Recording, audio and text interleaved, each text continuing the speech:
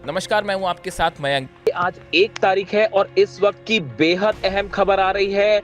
Iran ने बड़ा missile attack किया है कुवैत के ऊपर और बताया जा रहा है फतह मिसाइल फायर की गई है ईरान की तरफ से, आईआरजीसी की तरफ से, और कुवैत में एक एयरबेस को तबाह कर दिया गया है।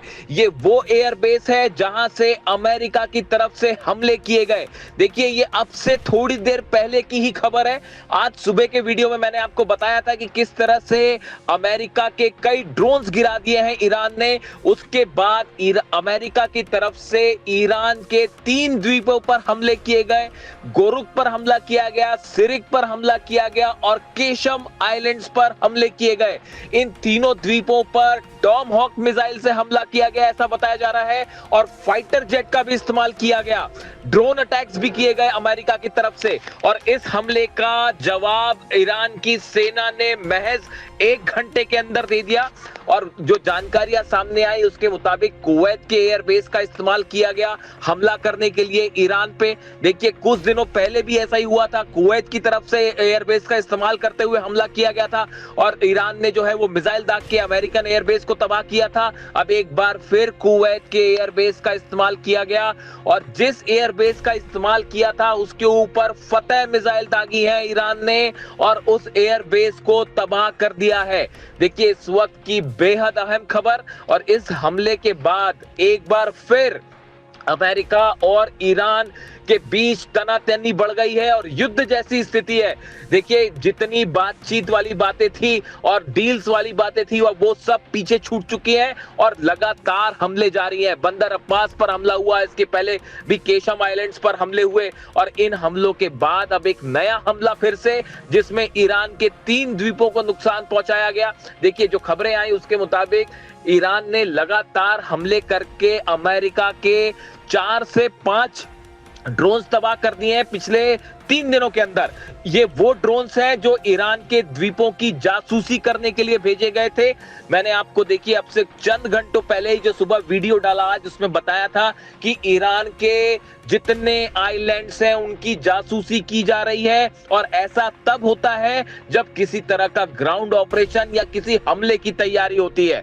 देखिए, अमेरिका बार बार ईरान के उन मिसाइल लोकेशंस को पता करना चाहता है जहां से मिसाइल लॉन्चर्स हैं, मिसाइल्स फायर की जाती हैं, जो ड्रोन स्टेशंस हैं उनका पता करना चाहता है। इसीलिए ये ड्रोन्स भेजे जा रहे हैं जासूसी करने वाले। और आप देखिए, ये जासूसी ड्रोन्स जाते हैं, उसके बाद हमले हो जाते हैं। बिल्कुल ऐसा ही हमला बंदर अब्बास में हुआ। इसके पहले हमला केशम आइलैंड पर भी इसी तरह के हमले किए गए थे, तेहरान में भी हमले किए गए थे। अब एक बार फिर जो है ईरान के 3 द्वीपों को नुकसान पहुंचाया गया। लेकिन सैटेलाइट्स की इमेजेस, मैं बार बार आपको ये बात कह रहा हूं, चीन के सैटेलाइट, रूस के सैटेलाइट से बार बार ये बात साफ हो जाती है कि हमले कहां से किए गए। जो नई जानकारी सामने आई उसके मुताबिक एक बार फिर कुवैत के बेसेस का इस्तेमाल किया गया और जिस एयर बेस का इस्तेमाल किया था आईआरजीसी ने अपनी बैलिस्टिक मिसाइल फायर की है। फतह की जानकारी सामने आ रही है कि फतह 2 मिसाइल फायर की गई और जिसको रोकना अमेरिका के बस की बात नहीं थी, ना ही कुवैत का डिफेंस सिस्टम उसे रोक पाया है। और ईरान का दावा है कि सीधा उस एयर बेस को फतह मिसाइल्स ने हिट किया है और कम से कम 3 से 4 मिसाइल्स फायर की गई हैं जो कि उस एयर बेस पर गिरी हैं और बताया जा रहा है उसके रनवे को पूरी तरह से तबाह कर दिया है ईरान ने। और कुछ वहां पर खड़े फाइटर जेट्स को भी नुकसान होने की खबरें आ रही हैं, ऐसे दावे हैं। अभी इसको कंफर्मेशन में थोड़ा सा वक्त लगेगा। लेकिन देखिए, ईरान, मैंने आपको सुबह ही इस बात को बताया था कि ईरान की सेना के हाथ में कंट्रोल होना इसीलिए जरूरी है क्योंकि लगातार अमेरिका की तरफ से, इजराइल की तरफ से बातचीत के नाम पर धोखा हो रहा है।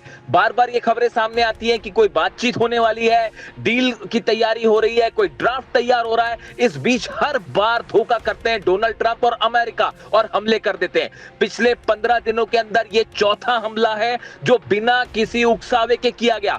अमेरिका के जितने ड्रोन गिरे हैं वो ईरान के एयर स्पेस के अंदर गिरे, वो हॉर्मूज में एयर स्पेस के अंदर घुसे। अगर किसी देश के एयर स्पेस का उल्लंघन होता है तो ये उसका अधिकार है कि सामने वाले दुश्मन देश के किसी भी एयरक्राफ्ट को या ड्रोन को मार गिराए और ईरान की सेना ने यही किया।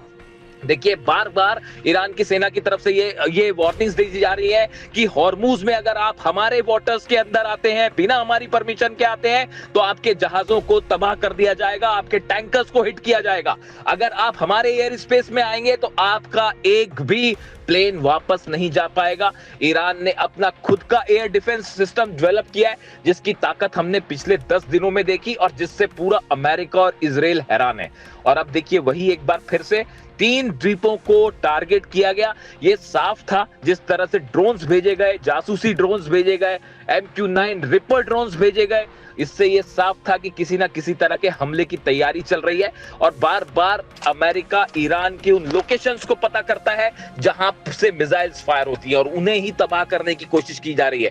देखिए ये एक रणनीति के तहत हो रहा है। जिस तरह से इजराइल लगातार लेबनान पर हमले कर रहा है, गाजा पर हमले कर रहा है, ये हमले एक पॉलिसी के तहत होते हैं कि सामने वाले देश को आप लगातार उलझाए रखें। बिल्कुल ऐसा ही काम अब अमेरिका की सेना भी कर रही है। देखिए डोनाल्ड ट्रंप हॉर्मूज में कुछ नहीं कर पा रहे, अपने जहाजों को नहीं निकाल पा रहे हैं, हॉर्मूज को खुलवा नहीं पा रहे। ऐसे हालात में लगातार ये साबित करने की कोशिश हो रही है कि अमेरिका अभी भी पावरफुल है और ईरान के ऊपर लगातार हम हमले कर रहे हैं, ये दिखाने की कोशिश हो रही है। जबकि हकीकत ये है कि आप नोट करिए, पिछले 15 दिनों के अंदर चौथी बार ऐसा हुआ कि जब हमला हुआ और चंद घंटों के अंदर ही, बल्कि चंद मिनटों के अंदर ईरान की सेना ने पलटवार कर दिया और जबरदस्त पलटवार किया गया। पिछली बार भी जो है फतह मिसाइल का इस्तेमाल किया गया था कुवैत पर, और इस बार फिर फतह मिसाइल से जोरदार हमला किया गया है और बताया जा रहा है इससे खासा नुकसान हुआ है। देखिए अब हालात ये हैं कि इन नए हमलों के बाद एक बार फिर उस ड्राफ्ट की जो चर्चा हो रही थी, तमाम कंडीशंस की चर्चा हो रही थी, डोनाल्ड ट्रंप का बयान आया पिछला कि न्यूक्लियर डील को लेकर विस्तार से एक बड़े ड्राफ्ट पर प्लानिंग हो रही है, ये सब के सब दावे अब जो है फिर से दरकिनार हो गए हैं। और हकीकत यह है ईरान की तरफ से संदेश बिल्कुल साफ है कि किसी भी तरह से बातचीत के नाम पर कोई धोखा अब नहीं चलेगा। अगर किसी भी तरह का हमला होता है तो जहां से हमला होगा उस बेस को तबाह कर दिया जाएगा। और यही फिर से एक बार देखने को मिला है। अब हालात ये हैं कि पूरे 12 देशों के जितने एयर बेसेस हैं, जितने वाटर स्टेशन है, पानी के ठिकाने हैं, वो सब के सब ईरान के निशाने पे हैं। अब ये डोनाल्ड ट्रंप को तय करना है कि वो जंग करना चाहते हैं या मामले को शांति से खत्म कर देना चाहते हैं। देखिए तमाम दुनिया के एक्सपर्ट्स ये कह रहे हैं कि डोनाल्ड ट्रंप के पास अब कोई चारा नहीं बचा है। ईरान की सेना भयंकर गुस्से में। कल देखिए जिस तरह से मसूद पेजेश्कियान साहब के इस्तीफे की खबरें फैलाई गई, अभी तक ये बात साफ नहीं है। ईरान की तरफ से कहा जा रहा है कि उन्होंने कोई इस्तीफा नहीं दिया, लेकिन फिर भी जिस तरह के दावे हुए कि उन्होंने इस्तीफा दे दिया है, इस तरह की तमाम बातें अभी इसके बारे में तस्वीर अभी भी साफ नहीं है। इसीलिए हम बार बार इस बात को कह रहे हैं कि कोई भी खबर अगर ईरान से आती है, जब तक ईरान की सेना IRGC उस पर मुहर ना लगा दे, तब तक उस खबर पर आप विश्वास ना करें। देखिए लगातार वेस्टर्न मीडिया की तरफ से तमाम खबरें आ रही हैं, कई ईरान पर नुकसान की खबरें आती हैं, कभी ईरान में असंतोष की खबरें आती हैं, लेकिन हकीकत यह है बीती रात एक बार फिर तेहरान में लाखों लोग जमा हुए और सबने अल्लाह अकबर के नारों से पूरा ईरान गूंज रहा है। और ईरान की जनता पूरी मजबूती के साथ अपनी सेना के साथ खड़ी हुई है और उसका कहना है कि हम सेना के साथ हैं, सेना के हर फैसले के साथ हैं। और इन हालात में ये ताजा हमलों ने एक बार फिर ईरान और अमेरिका को आमने सामने खड़ा कर दिया है और पूरा अरब एक चिंगारी से बड़ी जंग फिर छिड़ सकती है और पूरा मिडिल ईस्ट, पूरा अरब देश एक बार फिर जो है वो जंग के मुहाने पर खड़े हुए हैं। अब यहां से देखिए आगे क्या डेवलपमेंट होता है, क्या ईरान की तरफ से और हमले होते हैं या अमेरिका इसका बदला लेने के लिए फिर हमले करता है। इससे जुड़ा जो भी अपडेट होगा वो मैं आप तक पहुंचाऊंगा। Thank you so much.